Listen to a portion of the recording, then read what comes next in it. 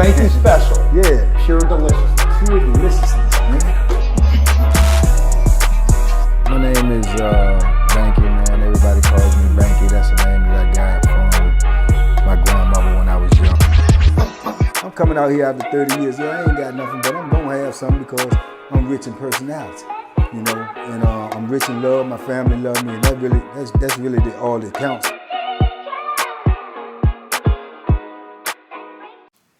Shout out to everybody out there on Team Banky Pound, man. I appreciate the love. I appreciate the support. We out here.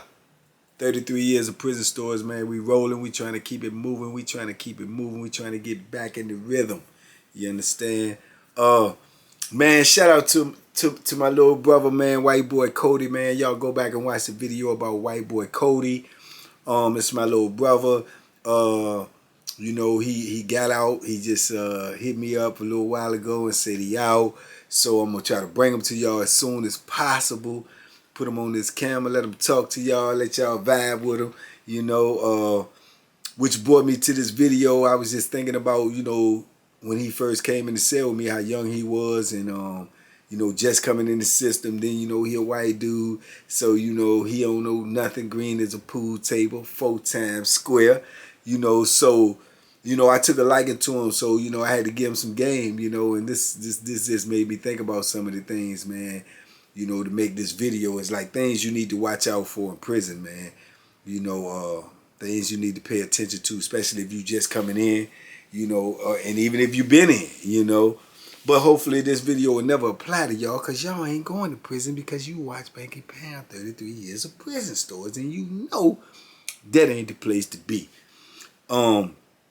But yeah, man, little things that I had to put him up on, you know, things I had to learn on my own because I came in a different time, a different era, so it was different for me. But these are things that you must know or need to know coming into prison. Yeah, these must know things, man. I just stopped the camera too, man, because Cody actually just called me, man. So shout out to Cody. I'm probably gonna try to get out there and see him tonight before it's all over with. But yeah, coming into prison, man, it's just little bitty things, man, little small things that you gotta pay attention to, man.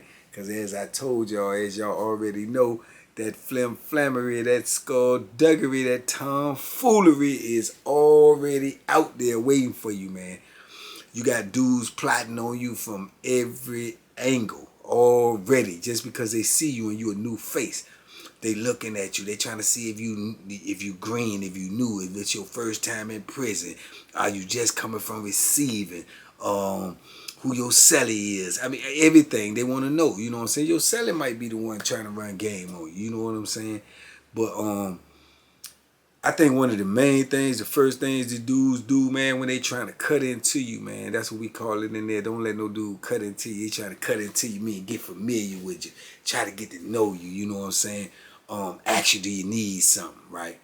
Hey, man, you need this, you need that, you know what I'm saying? I got you, man. You know what I'm saying? Until you get your stuff, nah, I don't need nothing. You know what I'm saying? Even if you want something, you don't need nothing. You understand? Because that which they give you can cost you more than what you're willing to pay.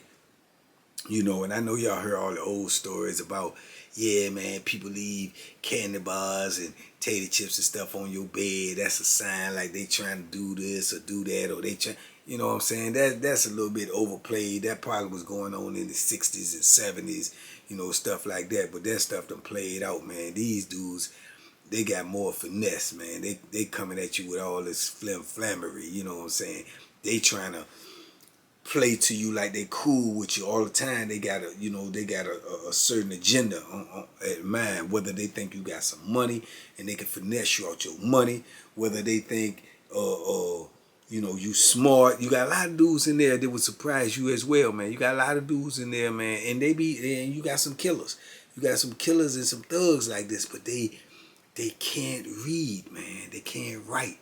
You know, just like in the movie Life, when you seen, you know, the dude, Eddie had to read the letter, you know what I'm saying? There's a lot of dudes in there, man, older, younger, I mean, way old, and you be surprised they can't read, man, and they can't write. So they need somebody to read their letters. They need somebody to write their letters. You know, they need somebody, and that puts them in a crazy position, man, because, you know, they can't even write a letter, man. They can't even write a grievance if they feel like they've been done wrong. They can't read nothing, a charge. They don't. It's just crazy, and it surprised me. I know it shocked me when I first was seeing dudes that was of age and older, man, and they couldn't do that. So a lot of them dudes will try to cut into you too, because they may can't read or write, but they sure know how to pump that Bethlehem, and they, you know what I'm saying, they got penitentiary knowledge. They got, you know what I'm saying, how to move around in the penitentiary. They know that, bar none. And they may cut into you, and all the time they just want to make sure you good, you safe, because they don't want no more from you than to read and to write their letters and to read their mail and to do things like that. And in turn, if somebody come at you, man, they got that beef. But that's rare, you know what I'm saying, because that dude gonna try to keep it to himself, and he don't want really nobody to know. When we back up to the Big Raymond story, if y'all go back to the Big Raymond story, that was the initial beef with me and Big Raymond. The dude that I was kind of like putting pressure on because he owed me money was the dude that was reading and writing for Raymond. Big Raymond couldn't read and write. I didn't know that. So that was more of his angle for having this dislike to me. You know what I'm saying? So that was crazy within itself. I think around that time was when I, you know, found out. But it was after that I found out about that. That's when I was a little, you know, surprised that you had dudes in there that actually couldn't read and write. You know what I'm saying? But found some type of way to manage to get up in the prison. You know what I'm saying? So it's a crazy situation. But you got these dudes coming at you with that larceny. Do you need some? You know what I'm saying? These are little signs that you just got to pay attention to in prison. You don't need nothing from nobody. You don't accept nothing from nobody. You know, no matter whether you need it or not. You know, it could be your homeboy. It could be somebody say, oh, yeah, man, I'm from your hood, man. Yeah. Oh, don't you know such. You know, yeah, I know him too. Yeah, man. Nah, I don't want nothing. You know what I'm saying? I don't want nothing. You know what I'm saying? And then you got dudes that's coming at you with the fake advice, man. You know what I'm saying? The fake advice, you know, telling you, oh yeah, man, this how you carry it, or this what you do. And then the crazy part about it is most of the things they telling you is not the way they carry their self. You know what I'm saying? Because as I told y'all in many of videos, man, a lot of dudes like to see drama, but they don't want to be in drama. So they going to tell you to do something that they wouldn't even do themselves. You know, and by you being new in the penitentiary and not knowing the rules and regulations and not knowing how they carry, you listening to this cat because he been in here for a while and you thinking that he know what he talk about, and the man gonna have you like super late. You know what I'm saying? He may get you killed. You know, he may point you in the direction of his enemy, so he can get relief by getting rid of him and sacrificing you. You see what I'm saying? So all of these things are, man, are crucial things in prison, man, because there's only one mistake in prison, man, to get you late. It only takes one, so it's like no mistakes allowed. You know, dudes will try to coax you into gambling, man. You know, they try to coax you into betting. No, leave it alone, leave it alone, leave it alone. I'm gonna tell you that right now, because that will become a lifelong addiction, and it may even shorten your life, because you know it's a whole lot of things that go down in prison with that gambling. Even if you was gambling on the street and you come into prison, man, you need to leave it on the street, because it's a different world in that prison. It's a different atmosphere. The gambling is most definitely different, and it's blood money in there, man. It's blood money all the way down to a noodle. You know, 30-cent noodle can cost you your life in there. So it's blood money in there, it's principles in there, but it's also larceny with it. And you know, that's an oxymoron in itself. The gambling is based upon principles, but at the same time, it got so much larceny in it. So those two things don't even go together, but that's where it all boils down to. Dude's gonna try to kill you out of principle because you don't pay him, but at the same time, where's your principles with the larceny? You probably was cheating, or you probably got the cheat in the game, or you know the cheat is in the game. So that's another no-no, man. Things that you don't want to get involved with up in there, man. And then the little signs, man, you just got to pay attention to, man. Especially your cellie. When you first get a new cellie, man, you can't get too comfortable with your cellie. You can't divulge too much information. And that's another one. People come at you and ask you all these type of questions that they ain't got no business asking. You know what I'm saying? Yeah, where you from, man? or how old you is, what you locked up for, or how much time you got. Dudes don't even ask them type of questions. But when you green or you new and you fresh in penitentiary, a dude may try you with them type of questions. You see what I'm saying? And then you got to be aware of that, and then you got to wonder what he gonna do with that information. What you gonna do with that information? What you need to know this for? You know what I'm saying? So you don't know. You got dudes even all the way in prison that's still trying to get back in court, man. They still trying to find an opening door to get out of any way they can. So keep your information to yourself. And then, like I say, your selling, man, you got to watch how he move in there. You got to watch who he talk to. You got to watch who he associated with. You got to know all these things, and you got to keep this in your mind. You don't even let him know that that's what you're doing, but you got to observe everything. You got to observe his routine in the cell. You got to observe his sleeping patterns, because all of these things may come into play, because whenever you're in close confines with one person like that, you always got to look at it as, if it goes sour, then what's my plan? You see what I'm saying? Because you be locked behind that door with somebody and you can't get out. So you got to evaluate the fact, can I handle this dude in a one-on-one? Just straight physical. Do I know if he got a Bethlehem up in this cell? Do I need one? You know what I'm saying? What's his attitude? You know what I'm saying? What's his temperament? Do he get mad fast? Is he one that's going to go? You got to know all of these things, because this is the person that you're going to lay your head down and go to sleep behind. See what I'm saying? So he could always do something to you when you sleep, even if he's not physically capable of overpowering you and doing something to you while you are conscious. He can always do something to you while you unconscious, and that right there could cause you never to become conscious again. So sellers are tricky, man, because you can't really pick who you get. After you've been locked up for a long time or been down for a while, you got some type of rapport with the administration where they know who you are and they respect you, and then you might get somebody moved in the cell with you if you just tell them, because you be like, man, I ain't rocking with dude, man. I'm trying to get my homeboy in the cell with me. Can you do that? Woo, woo, woo. They may try to do it because they don't want that drama, because they know you and they know about your reputation. So just saying that alone, they know that, okay, yeah, well, let me move him out there for he end up getting hurt. You know what I'm saying? And if they respect you, they don't want to see you get late or get in trouble. Plus, at the same time, if you got any type of status on there and that convict is looking at you with a little respect, it's gonna make the other convicts and inmates look at you with respect just off for that alone. So he ain't doing it just for him. He doing it for the benefits that he reap from that. You know what I'm saying? It's cool for them to be cool with somebody that everybody respect. You see what I'm saying? So it's a give and take, man, and there's a give and take. Everybody using everybody, man. It's like everybody is angles, man. Everybody using everybody. It ain't no real genuine love, no genuine, brotherhood or nothing, man. Everybody is everybody, and everything is serving a purpose. You know what I'm saying? Everybody and everything in there is serving a purpose, man. And these things you got to know about. And then, like I say, you got to know the danger signs too, man. You definitely got to know the danger signs, man. You may be in the pod with dudes. When you in the pod, man, you got to be looking around. You got to be observing. You got to know dudes' patterns. You got to know how they move and who's who, what they do, how they dress. How they dress is crucial. And what do I mean by how they dress, man? They come out and say all the time they got on slippers, then they casual, they laid back, they comfortable, which is not a good thing to be in prison ever. You know what I'm saying? But they comfortable. You know what I'm saying? I can't even remember in 33 years of me ever being, lounging out in the pod or in the block with my slippers on or my shower shoes. Never that.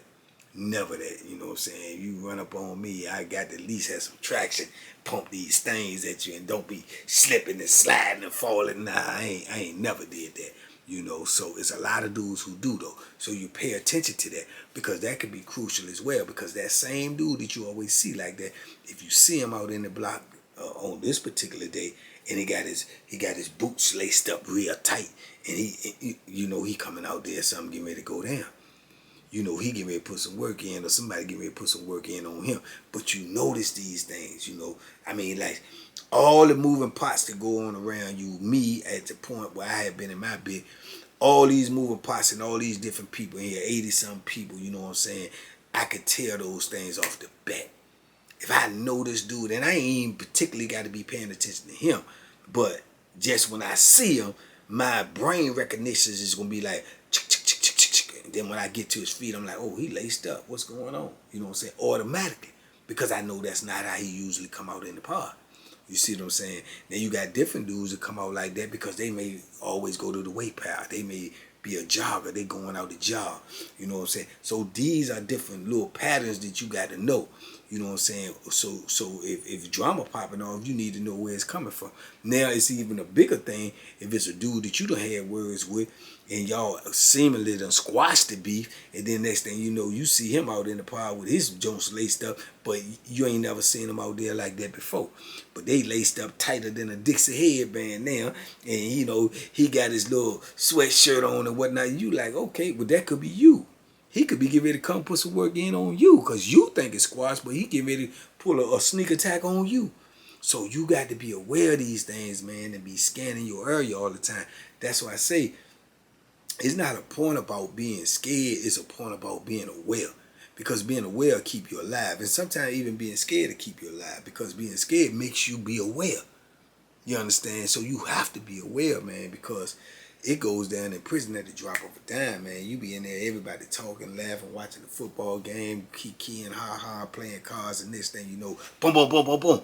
Chaos done broke out. You know, Bethlehem swinging, fists swinging, dudes on the floor, blood everywhere. You don't know what's going on. You see what I'm saying? Just like that. It goes from quiet to chaos in a split second. In a split second. And if you're not aware, that split second could be the on you. Somebody could be making a move on you. You know what I'm saying? Unbeknownst to you, for something that happened a week ago, 2 weeks ago. You know, he may have got on the phone and got bad news, and now he want to, you know, be like Mitch and paid in full. It's anybody who ever owed me anything, said anything bad about me on some jealous stuff, they're dead. You know, he might be on that type of time. Something happened with y'all last year, and then he got bad news, and then he want to get everybody. You see what I'm saying? So these things you got to pay attention to, man. It ain't really no rest in prison. It ain't no rest, man, because you always got to be up and alert, man. Always got to be up and alert. You ain't gonna get too much time to rest in prison. You just not gonna have it because there's so much going on and it's so much you got to be aware of. You see what I'm saying? So yeah, man, these little signs like that, man, people changing their clothes, changing their routine, being nosy, asking you questions, you know what I'm saying, when they don't usually ask questions, trying to borrow things from you. You know, a lot of dudes will come borrow things from you that they ain't never come borrow from you, but all of a sudden they borrow from you because they telling you they got a whole lot of money coming in. I got you. They could be getting ready to check in and they gone with your money. You know what I'm saying? They could be getting ready to check in because they owe somebody else. They could be getting ready to check in because they already got beef coming when the door's open. So they playing you. You see what I'm saying? You got to know these things, man. You have to be aware in prison at all times because this game being ran 24/7, 365 every day. It's gonna either be ran on you or you gonna be aware enough to be able to see it when it's coming and stop it in its tracks. You know what I'm saying? Because one thing for certain, two things for sure. They're going to run game in prison all day. The flim-flam is in full effect. You know, the larceny is in full effect. The skullduggery in full effect. Tomfoolery in full effect. Every day, all day, somebody's angling to try to get in your pockets, try to get in your life, trying to get in your mind, trying to get in your space, trying to get in your business. You know what I'm saying? Period. You know what I'm saying? And it applies all the time. So, you know, you just got to be sharp and be aware in prison, man. You know what I'm saying? If you wasn't the type of person that paid attention to things going on around you, you need to become that person when you go to prison. You need to become a person that pays attention to everything, every little detail, from walking in your cell, memorizing where all your stuff was, to know if it's been touched, whether it's been moved, even to the slightest millimeter, because that means somebody's going through your stuff when you ain't in there. Your celly is checking through your stuff. You need to know these things, man. You got to know these things, because if he's doing it, you need to know what he's doing it for. And then you need to know what else is he doing when you ain't in here. You see what I'm saying? Because these things are crucial information to you. Because people can be plotting behind your back. People can be setting you up. People can be stealing from you. People can be doing a lot of things if you just walking through penitentiary blind saying, oh, I got all this time, man. I'm just trying to do my time and stay out the way. Nah, you got to be up and alert, my brother. You got to be up and alert. It's crucial to your survival in prison. You understand? So, yeah, man. But anyway, this was just a quick little video, just little things that I just wanted to talk about, get it off my chest. The main thing is I just wanted to let y'all know my brother Cody home, man. White boy Cody. So I'm going to bring him to y'all, man. Cody's all cut up and ready right now. He been working out, man. He came in there, a little young fella, and won't, you know, probably couldn't even lift 100 pounds, man. But my dude done came up, man, and I'm proud of him. So I'm going to try to get him to y'all real soon, man. But this is a quick video. I'm still on the road. I'm not at home yet. I'm at my sister's house. So I had to get y'all this content because I got to feed the positive. Because there's too much negative out there. We got to feed the positive and stop the negative, man. So y'all go ahead on and get prepared, man, because we coming at y'all. Hopefully all of y'all that went over there to Living Life After Life podcast on YouTube and subscribe. We still ain't got 1,000 yet. We got 500 and some. I appreciate everybody who went over there, hit that subscribe button. As soon as we get to 1,000, we get ready to drop these interviews we got. Just talked to another big star that y'all know, and yesterday, and he said as soon as he get a chance, he gonna come through and do the podcast as well. So we gonna have some big names coming through there, some good stuff. Appreciate all the love to everybody who went over there and subscribe to my new page as well, man. Banky Pound Fitness, man. We gonna get in shape over there. I'm gonna get this stuff back in order. So I need y'all to come over there, work out with me, man. Pick up some of my tips. Right now, I just been dropping little old workout videos that I had, little things that I have done and put on Instagram and put on different places. But I'm getting ready to be going live. I'm getting ready to be doing new workouts. I'm getting ready to be doing workouts and giving y'all, you know what I'm saying, my routine of how I do it so y'all can join with me. So y'all come rock with me over there as well, man. TBP, man, we out here, man. We trying to make a difference, man. We feed the positive, starve the negative. Y'all be safe, be smart, make good decisions, and duck the hooks. Boom, boom. We out here. Peace and positivity. Bam.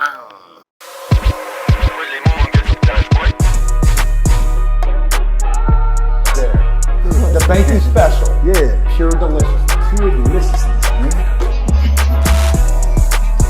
My name is Banky, man. Everybody calls me Banky. That's the name that I got from my grandmother when I was young. I'm coming out here after 30 years. Yeah, I ain't got nothing, but I'm gonna have something because I'm rich in personality. You know, and I'm rich in love. My family love me, and that's really all that counts.